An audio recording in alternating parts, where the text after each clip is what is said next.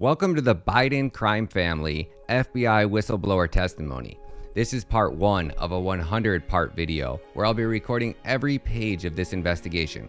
So please like, share, and subscribe if you think we need to let Donald Trump come back and drain the swamp. Ready? Let's dive deep. The Federal Bureau of Investigation, under the stewardship of Director Christopher Wray and Attorney General Merrick Garland, is broken. The problem lies not with the majority of the frontline agents who serve our country, but within the FBI's politicized bureaucracy. The problem lies, for example, with the FBI's hierarchy that spied on President Donald Trump's campaign and ridiculed conservative Americans. The problem lies with the FBI bureaucrats who altered and mischaracterized evidence to federal courts, circumvented safeguards, and exploited weaknesses in policies governing investigations and informants to target politically disfavored subjects and to protect favored ones. The problem lies with the FBI structure that centralizes high-profile cases in D.C.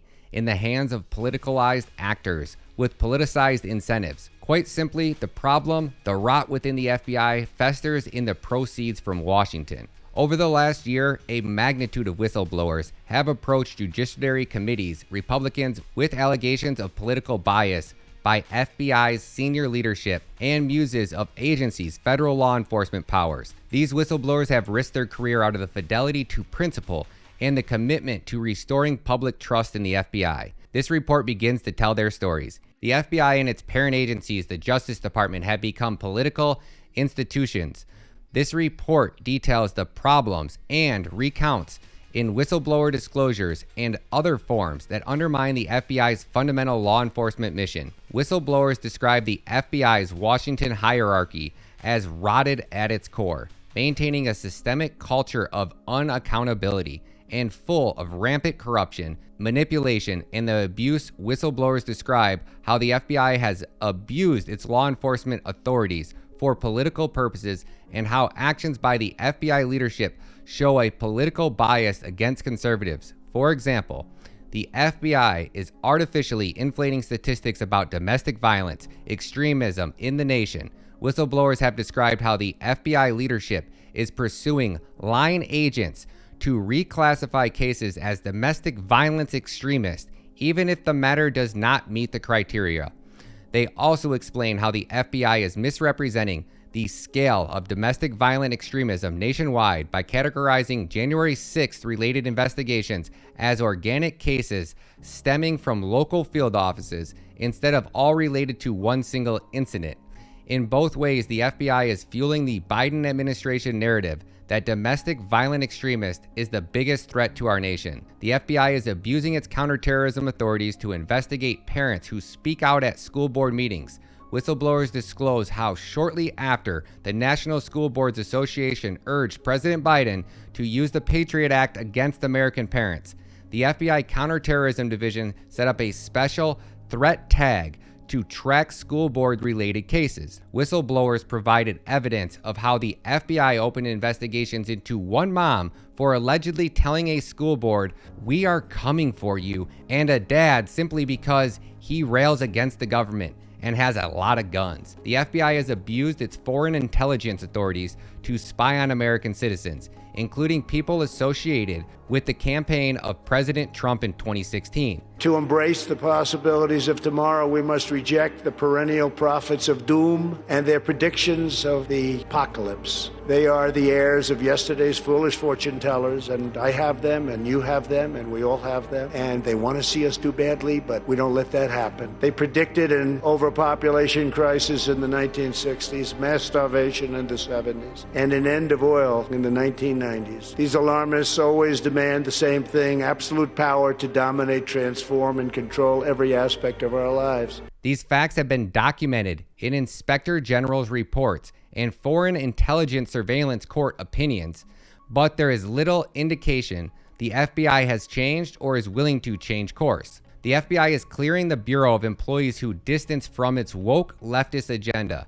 The FBI is actively seeking to purge FBI employees holding conservative views, or, in President Biden's view, those who are a threat to the American democracy.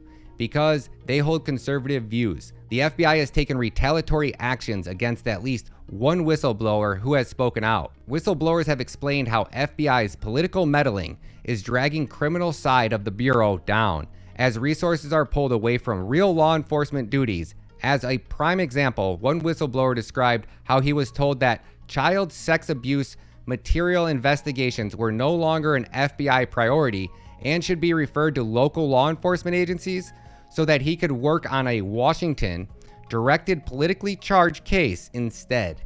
Such a misprioritization is not only a direct derelict of duty, but it is a grave disservice to the victims of crimes that do not advance the FBI's political agenda. The examples outlined in this report concern FBI abuse and the misconduct primarily due to the experience of the whistleblowers and the conduct to which they are exposed.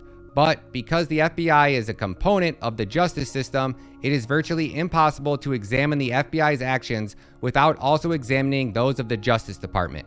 For example, in creating a threat tag to track investigations into concerned parents, the FBI was executing on a directive from Attorney General Garland and the Justice Department. In addition, the recent examples of the misconduct must poorly be examined in the context of years of serious abuse from the FBI and Justice Department. As such were necessary for content and explanation, this report includes a discussion of misconduct and abuse apparent in the Justice Department additional to the FBI. The FBI has troubling histories of using its authority to advance political agendas. Under J. Edgar Hoover, the Bureau surveilled Dr. Martin Luther King Jr., engaging in an intense campaign to distract and discredit the civil rights leader.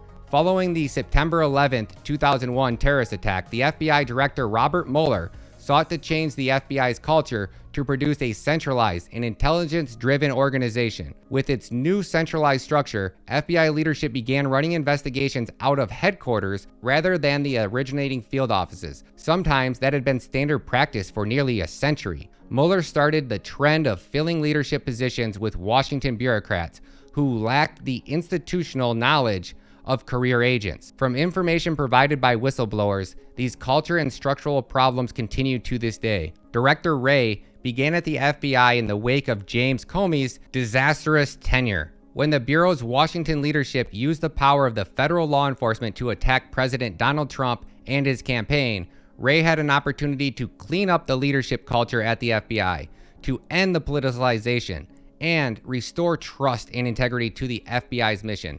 By any objective measure, Wray had failed. Strategy seems to be to call Biden a criminal. Why is that? He is a criminal. He's a criminal. He got caught. Read his laptop. And you know who's a criminal? You're a criminal for not reporting it. You are a criminal for not reporting it. Let me tell you something. Joe Biden is a criminal, and he's been a criminal for a long time. And you're a criminal and the media for not reporting it.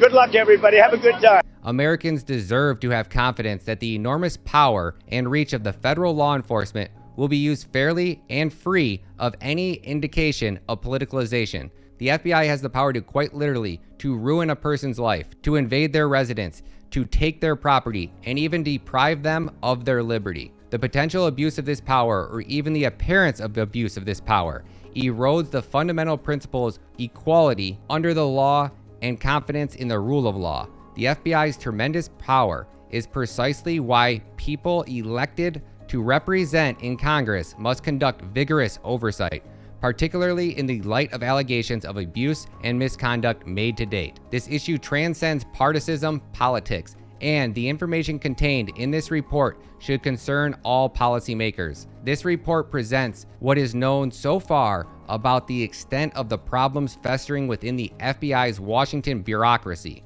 There is likely much more to be covered in months ahead, but from what is known, it is clear the FBI needs to repair. Too many whistleblowers have said that they have been by what they have seen happening at the Bureau. Too much is at stake to sacrifice the trust and accountability in our federal law enforcement apparatus. The necessary first steps in fixing the FBI's broken culture, out of control hierarchy, is to identify and understand the problem. This report begins to do just that. So this is just giving you guys the intro to what's coming in this article. We're going to dive into exactly how the FBI was spying on Donald Trump's campaign, how the FBI was actually involved in the January 6th event, how the FBI was actually dressed up as Trump supporters and actually brought deadly weapons to the January 6th event. What they told us, what they wanted us to believe, what narrative they are trying to force down our throat is not the narrative that we're going to accept. We're going to go through this entire report, and I need your guys' help to share, like, subscribe, help share this message with as many people as you can. If not, we might be the next person on the FBI's list.